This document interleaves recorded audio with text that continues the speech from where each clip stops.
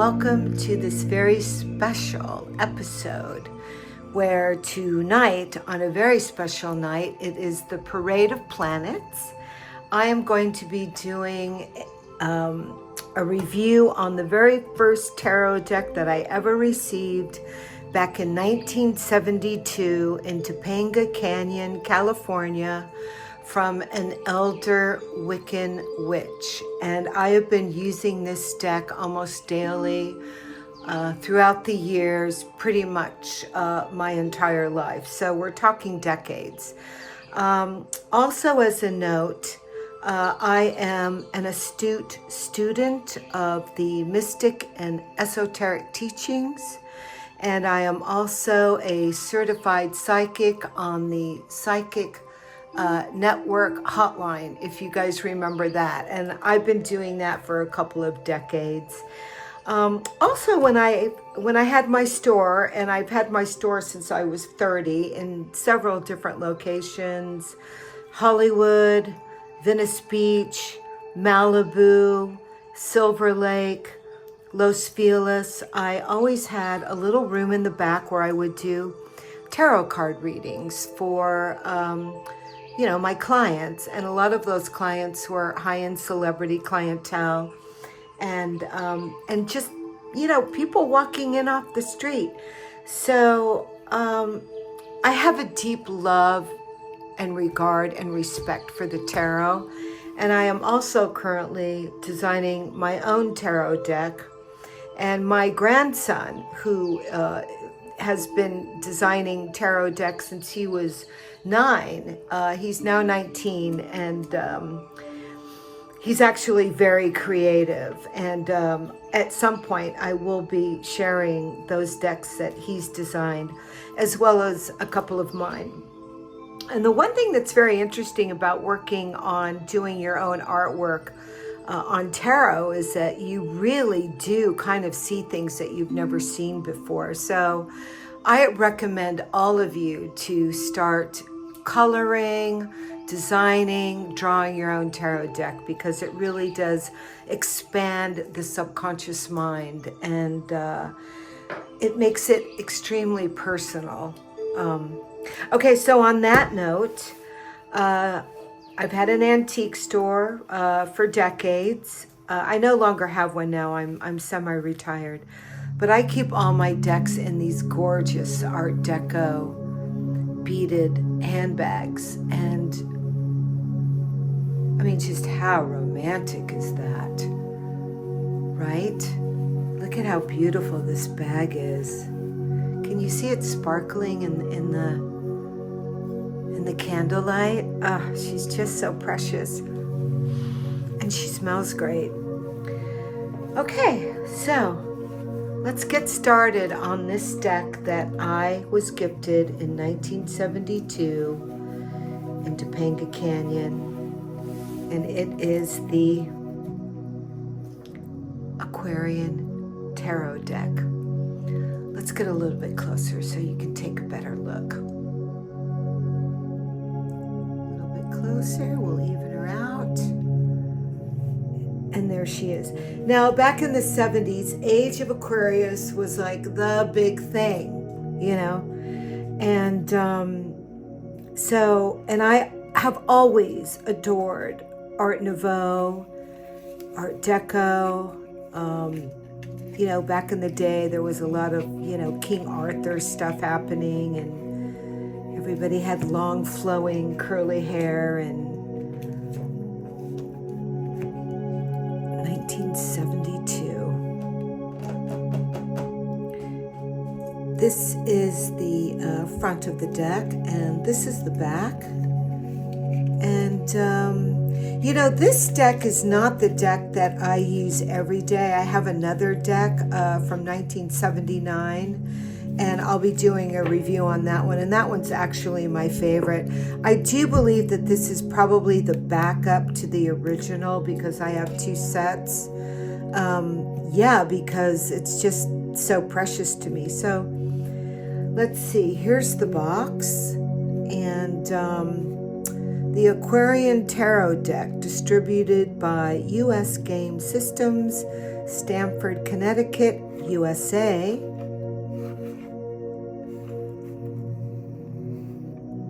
Authentic interpretation of the medieval tarot. Full color 78 card tarot deck with instruction booklet describing each card. So yeah, here we have 1970's when this was printed. So here we go. I don't know if this deck is in order. Gosh, I hope it is.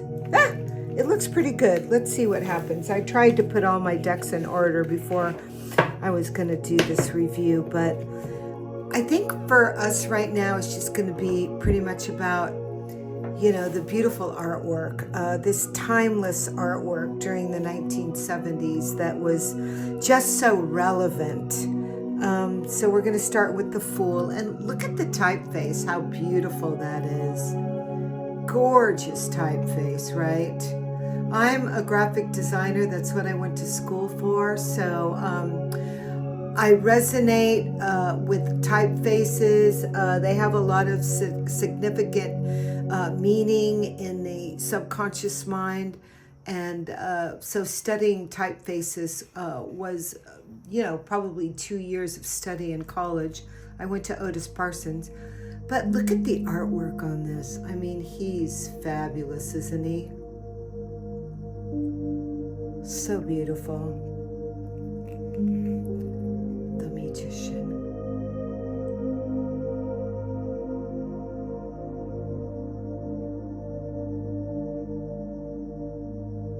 I love the snake belt. Back in the 70s, snake jewelry was it was a big deal. And I still have a couple of pieces back from the 70s. And I think I have my mother's snake belt. It was very Art Deco. I'll pull it out at some point and show you. High Priestess. Look at the color. Isn't she beautiful? And it's very interesting. The pattern on the curtain looks a little, I would say, very, divine feminine.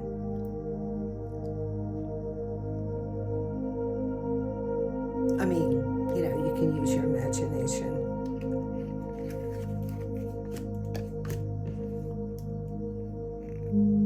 Oh, look at her. I mean, it's very interesting that, it's very difficult to mix a lot of patterns and colors together and make it cohesive and make it work. So the color palette on this and the patterning is very good. Look at her collar that matches her necklace. She's gorgeous.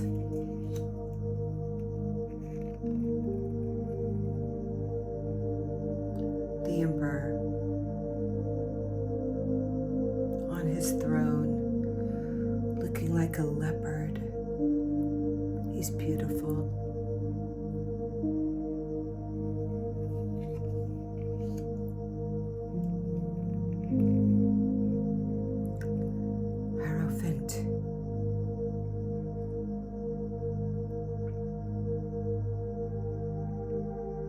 Lavender, periwinkle blue with that amber color. Oh, that is just, as a color theorist studying color theory, it is sublime. Look at this card. The Lovers, look at the typeface. Oh my God, it's just gorgeous. Really romantic. That's that Art Nouveau energy that's coming through, but the 70s version of it. The Chariot.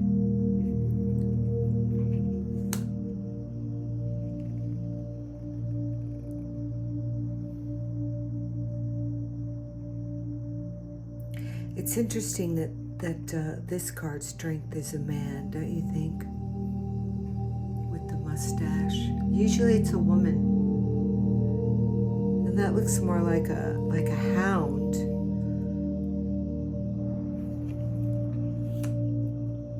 And the hermit. You never see the hermit's face, right? He's always just cloaked and in shadow. There's his star.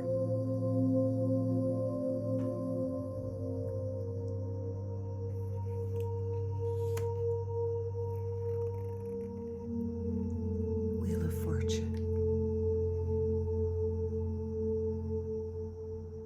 With the snakes on either side. Just beautiful. Justice is powerful and bold. Look at that typeface. Look at her. She is just in command, complete command.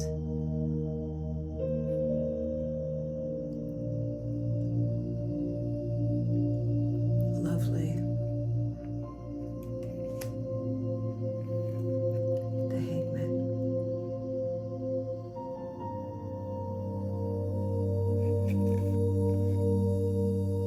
I mean, that's interesting. That's so David Bowie, don't you think?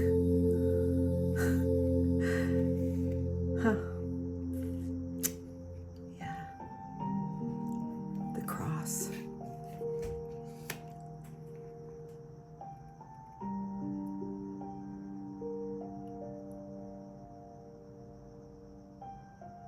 Death. Oh, look at this. Look at her. Look at all these layers of textures and patterns that they were able to cohesively put together in such divine design. Really good. Really good. And you notice how the faces are almost like, very simple. And they stand out as a result of it. I mean, this is exquisite art. You don't see this kind of art that often anymore. This is an interesting card, the Devil card. It doesn't look too intimidating, does it? And notice that these people are walking away from each other.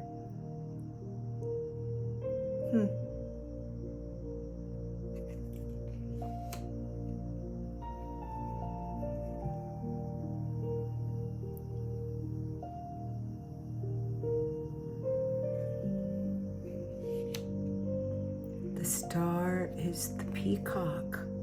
The star of the show is the peacock, boys and girls. Look at that beautiful Art Deco design on the bottom. Stunning. Look at the star. Beautiful.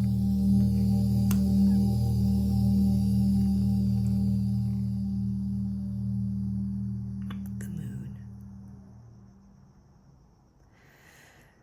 Oh, I just love how he's just taking up the whole sky. Just powerful and beautiful and serene. Inquisitive in thought, in deep thought.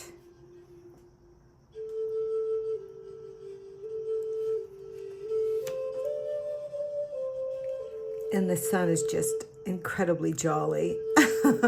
I mean, look at the sun card. He looks like a vintage theater. Art Deco. Art Deco mixed with Art Nouveau. Brilliant. Which were the two major art styles that were navigating on that landscape during the 1970s. Judgment.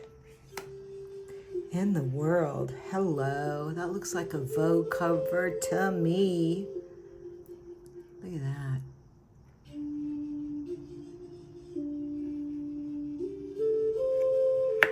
I mean, the cardstock's good.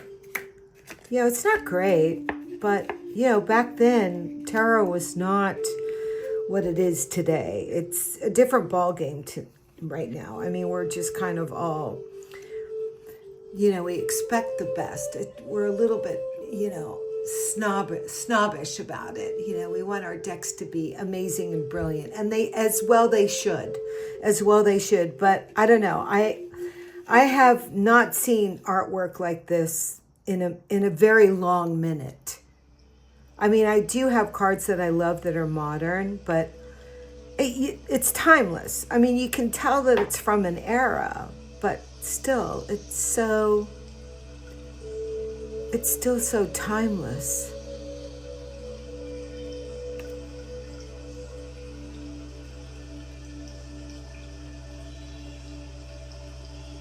I like these two. They're looking straight at each other. They've locked in. You know what I mean? These guys have locked it in. They're partnering up. They've locked it in. I love it. And they are just looking right at each other through the soul and becoming one. I just love this card. And this one's interesting. You normally see three of the women looking straight at you, but here we have one that's turned away. Which makes a lot of sense if you know this card. This is actually a better interpretation of what the card means. So I love that. And of course, we wore stuff like that in the 70s when we were running around Chatsworth Park, hiking in the mountains over there in Chatsworth, running around Spawn Ranch where Charles Manson used to hang out, dropping LSD. I didn't say that.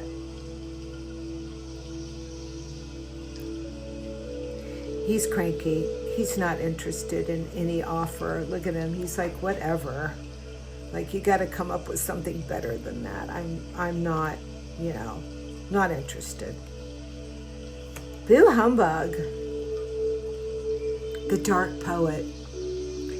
Here's another dark poet. Oh, gosh, isn't it just so tragic? Look at him just suffering over it. Any of you guys know somebody like that out there? I certainly do. Over it.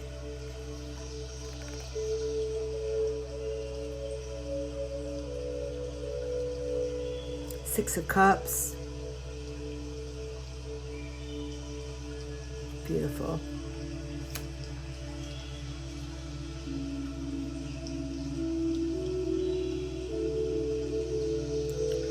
I hope you guys appreciate the artwork as much as I do. This one's great. This one has a very American Indian vibe, don't you think? I mean, I just think of Arizona. Like, I'm out of here. I'm going to Arizona. I'm going to go hang out in the desert and walk barefoot, which I did for years in Palm Springs. It was glorious. I mean, it was hard. But I came down from the mountain, resilient, unscathed. Look at his face. He's adorable, isn't he? Look at him. I love him. He looks like he's Scottish.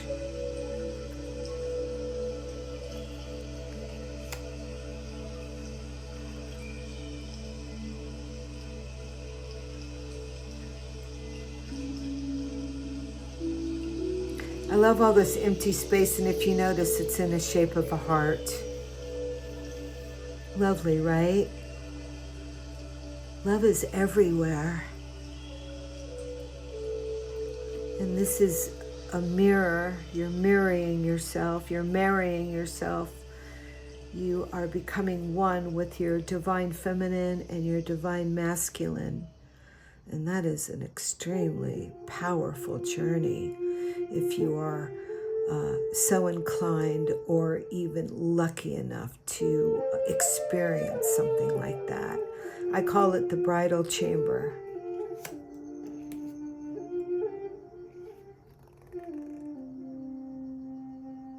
Page of Cups.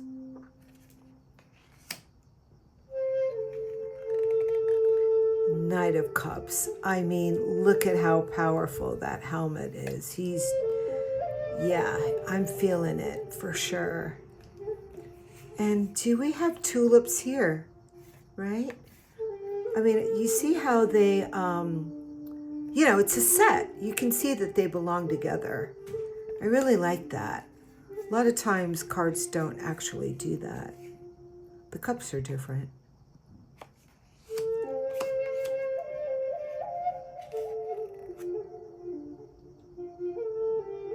Queen.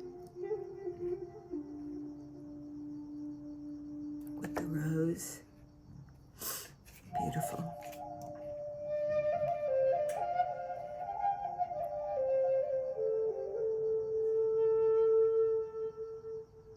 Look at his necklace. Wow, that's a beautiful piece of stone right there. Looks like what is that, like an emerald or something? Maybe it's a black moonstone. But look at his hat. It almost looks like a bunch of eyes. It's pretty hot. The Watchers. And look at the Ace of Rods. This is so sexy. Come on. It's so phallic in such a feminine way. It's brilliant. I mean, if you think about it, it's, something's blooming. It's blooming out of, this action that's going to be taking place. New action, new thoughts, new journeys, new ideas. It's cultivating your garden, planting the seed, letting it grow. Really beautiful. I think this is the prettiest rod card I've ever seen, or staff card, whatever you want to call it. I mean, just beautiful.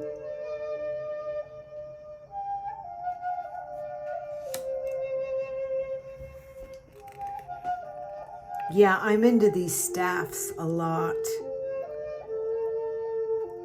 The rod, the stick, whatever you want to call this thing, I'm into it. This is the best one I've seen because they have the potential. They want to bloom. They want to express themselves. And usually in most decks, they're cut off. They're sharp. They look like they're more like weapons or something that's going to stab you or hit you or thug you in the middle of the night. These don't look like that. These look like prosperity, hope, ingenuity, so much more. I have to remember that when I'm designing my deck because I love that. And I love the sexual innuendo of the 1970s. I love it. I think it's juicy and it's exciting and it's great energy. It's good energy to tap into. There's no doubt about that. No harm. The safety card, one of my favorites. Oh, I love this card. It's so romantic.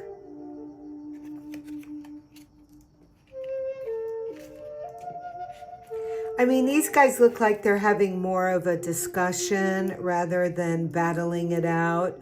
I love that. I think it's the meeting of the minds where when you get together in the boardroom and you just have great conversation with people. They know the art of communication. They know how to spar without getting their butt hurt.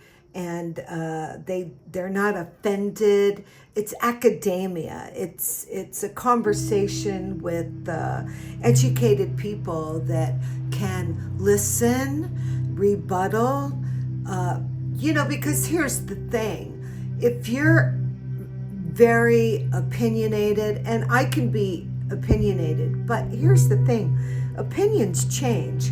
We hope that they change. We hope that we're growing and we're moving forward and that opinions change. And I think that is what's showing here, right? They're in a discussion. a beautiful, brilliant discussion, coming up with concepts and ideas of how the mechanics of the universe work. I love it. That's growth to me. That's discussing ideas, not people.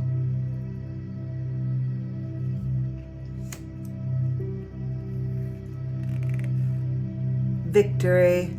I love how you can't tell if she's a man or a woman. Usually it's a guy, but yeah, man, we all get to take home the prize. Keep your eye on the prize. Keep your eye on the prize. 6 is the number.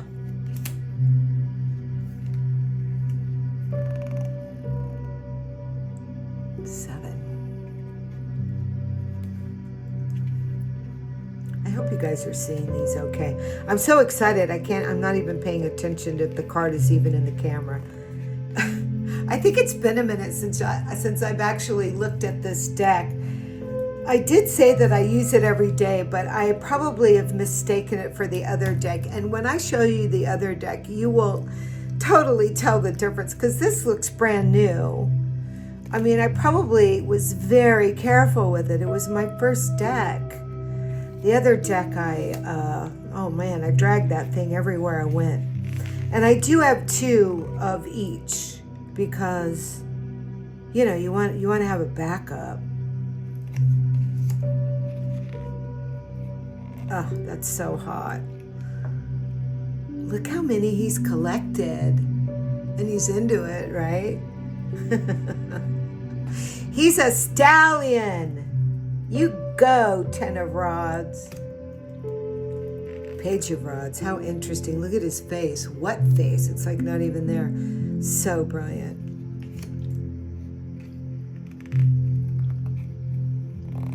Knight.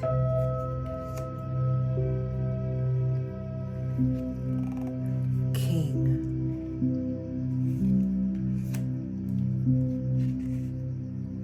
Queen. She's stunning. Love her.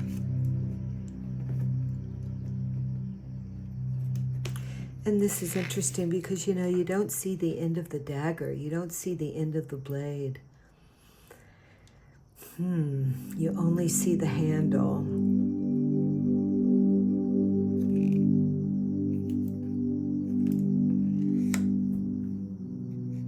Now, what is going on here? What is this? Oh, that's the handle. She has 2 different types of swords. The double-edged sword. Mercy versus severity.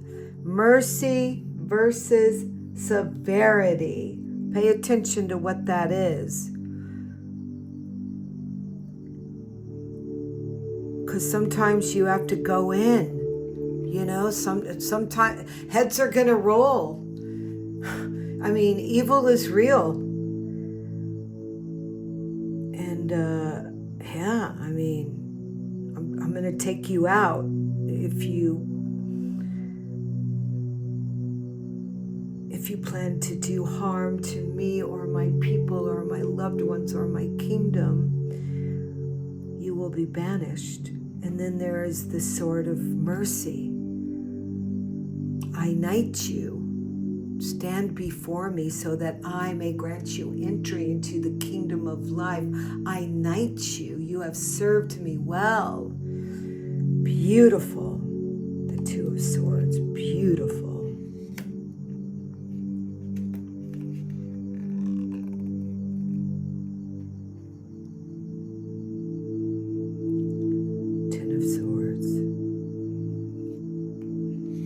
Oh, God, I've been suffering this card for the last couple years. I'm finally over it. You know, 3's a crowd. I know that this card means a lot more, but at face value, the first thing you think of is I'm being cheated on. I'm being thrown under the bus. Somebody's trying to hijack me and gaslight me and steal my boyfriend, etc., etc., etc. So, yeah, man.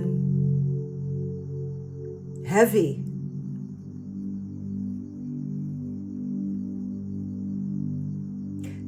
what this does is it helps you with your intuition. When you're looking at these cards and you're studying the tarot, when you're out there in the real world, all of a sudden that little voice inside your head activates, and it sounds louder and you're more in tune to it. Now you might push it away and take it for granted and not really pay attention to it, but it shows up more often with more clarity. And I still, till this day,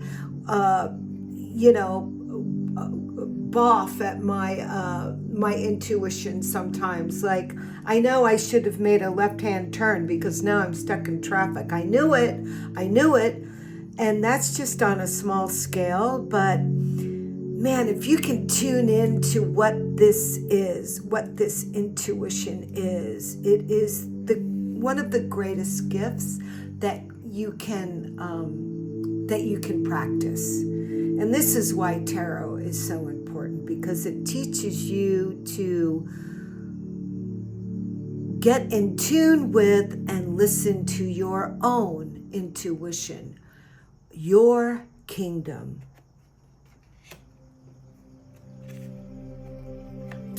And this is interesting, dreaming. I mean, I've been working with dreams for a minute because, there's a lot of times where I don't feel safe and my nightmares are, that was disturbing.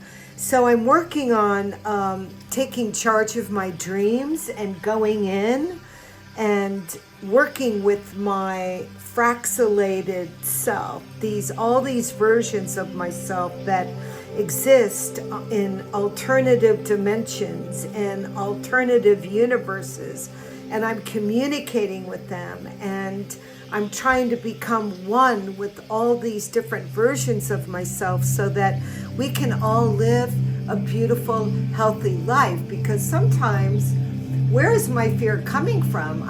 There's no reason for it. Is it in my DNA? No, it's in my subconscious mind. This is coming from fractalated versions of myself that do not have a clear connection to each other. And this card represents paying attention to what that looks like, paying attention to your nightmares and being able to take control, or at least participate in a way where you have a choice, right? Don't let those silly little archons try to manipulate you. They have no power here. I invented the archons. You are an invention. I created you. You have no power here. I created the demon. That demon is my demon. And I now do not fear that demon. I love that demon. I covet that demon. I put that demon to rest, unless of course I need it to rise up and, rage war against evil and injustice. It's all karma. Nothing's going to come to fruition unless, the opponent deserves it. So there's that. I mean, we are in the suit of swords, so action, legal, right.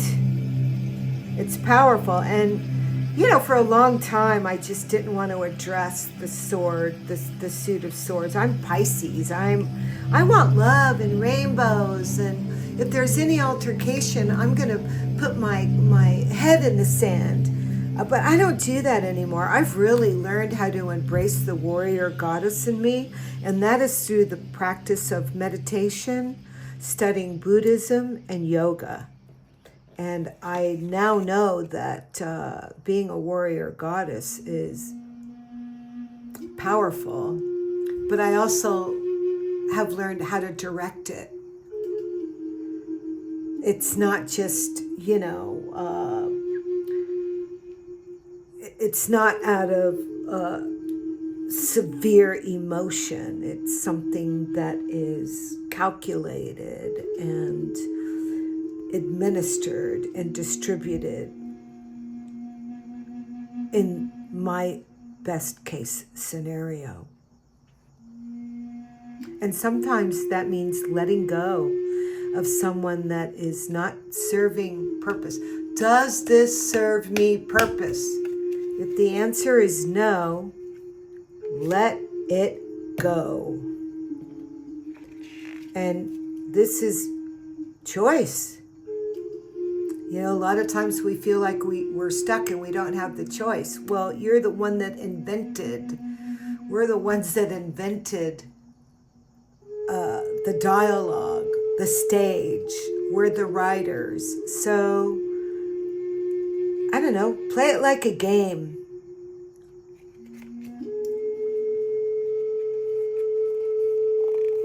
Internal suffering.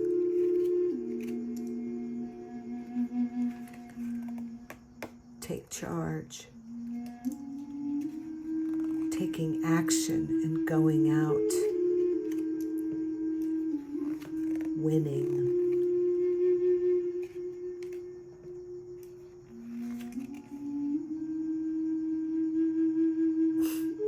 No words.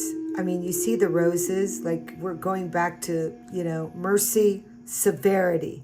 Mercy, severity.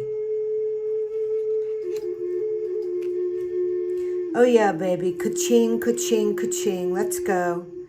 Here's the aces. Hello, baby. Mwah. Right? It's much more than just coin. This is the, God is the perfect equation. This is math right here.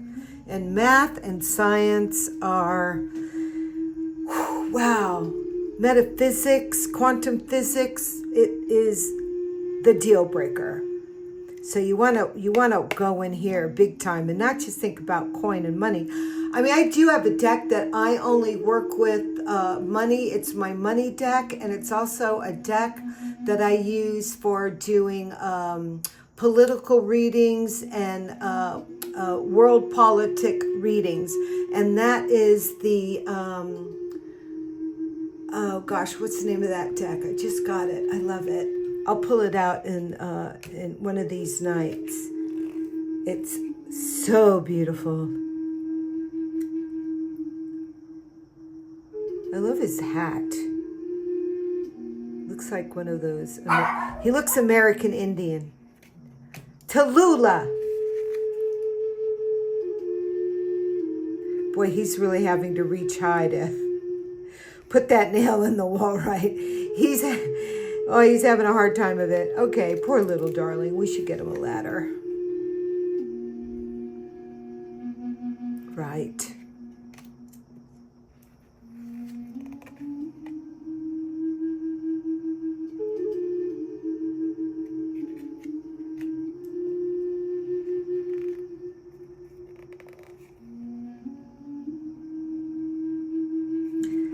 Yep.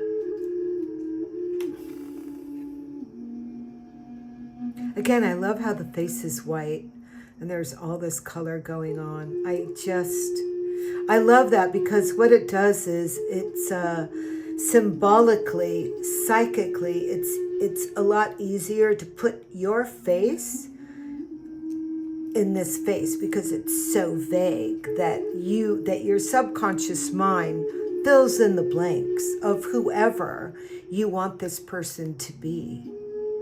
Very smart. Do you know what I mean? This is very smart designing. I have to remember that.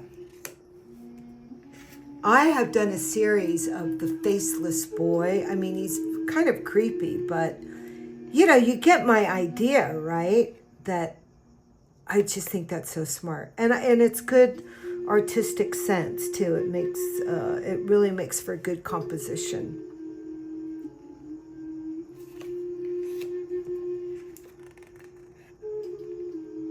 Oh my gosh. So beautiful. Look at that. It's very Erte. This is an Erte card right here. Oh, this is one of my favorite cards in the whole deck. I love it so much. I love it so much. It's so safe. You know, you have this divine masculine protecting this divine feminine. You know, he is the great protector. He can provide. I mean, you know, this is ancient DNA. Ancient DNA. Wow. I love this card so much. It's what we all crave through our fathers, through our mothers, through our lovers, through our friends. You know, but again, we have to kind of find these archetypes within ourselves, don't we? Because if we rely on somebody else to bring this vibration into fruition, we will be let down at some point. It's a lesson to be learned, a lesson to be learned. Detachment. Oy. In a way, it's kind of tragic, isn't it?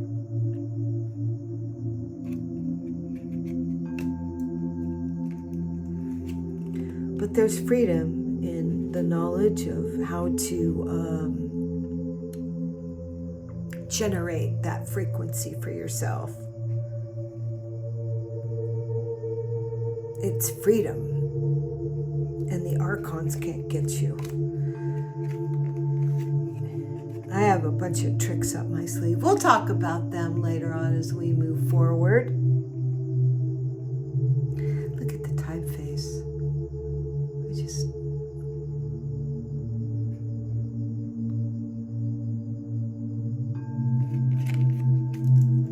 And we're getting close. Look at the bull in the background. Yeah, baby.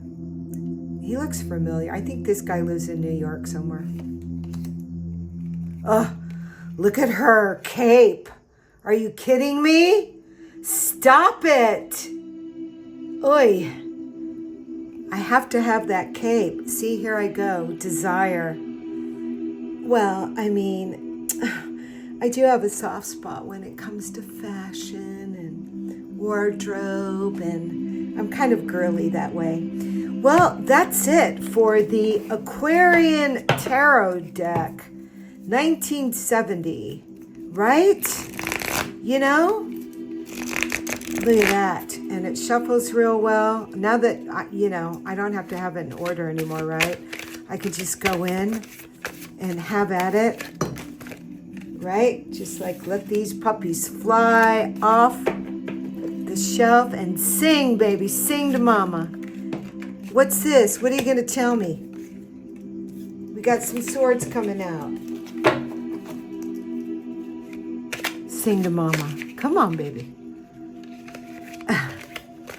Maybe I'm doing it wrong, but I'm excited that it's not going to be in order anymore. Because I put all these decks in order so I could show you how beautiful they were.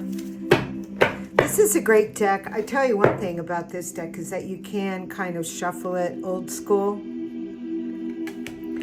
I mean, I try not to do that anymore. I used to do it this way, but I don't know. I think this way is just, I don't know, it feels really good to do it like this. And just let the cards pop out at you. I have one deck. I have this one deck. It's a new deck, and I ordered it. I was watching Simon from the Hermit's Cave. He recommended the deck, and I ordered it. And when it came, I was like, I don't know. I'm not so impressed, you know. And I wanted to return it, and of course I couldn't because I opened up the box. So I thought, well, screw it. Let me, play around with this deck and see what's going on, right? And so I did, and when I pulled this deck out of its box and started shuffling, this thing was popping off all over the place. I couldn't believe it. I mean, these cards were flying, and I thought, oh, this deck is hot. This deck wants to stay home with Mama. And so it was an Italian deck. I named him a Romeo, and I took him to Italy with me, and I put them on the altar of a church that was over 2,000 years old, older than Christ. So I'm going to introduce you to Romeo at some point. But next on the list is a deck that my first deck that I purchased in 1979. That deck was in Malibu, California. So that's going to be the next episode. So, thank you so much for joining me. I hope you enjoy this kind of content. If you do, please like and subscribe. I'm really excited about showing you the rest of my tarot decks. And I'm also going to start doing tarot readings. I'm going to do some money throws. I'm going to do some political world government vibe, and then I will do each sign, or maybe it's just going to be general. I don't know. I'm very intuitive. I'm a studied remote viewer, and so I think this is going to be a really good fun run of it. So anyway, thank you so much for joining me. I think if you walk outside, you will see the parade of planets, and I thought this was the perfect time to do my first tarot deck review. So stay tuned, and the name of these episodes are called Reach for the Stars. So keep your eye on the prize. You are the star, and I will see you soon. Blessed be, everybody. Blessed be.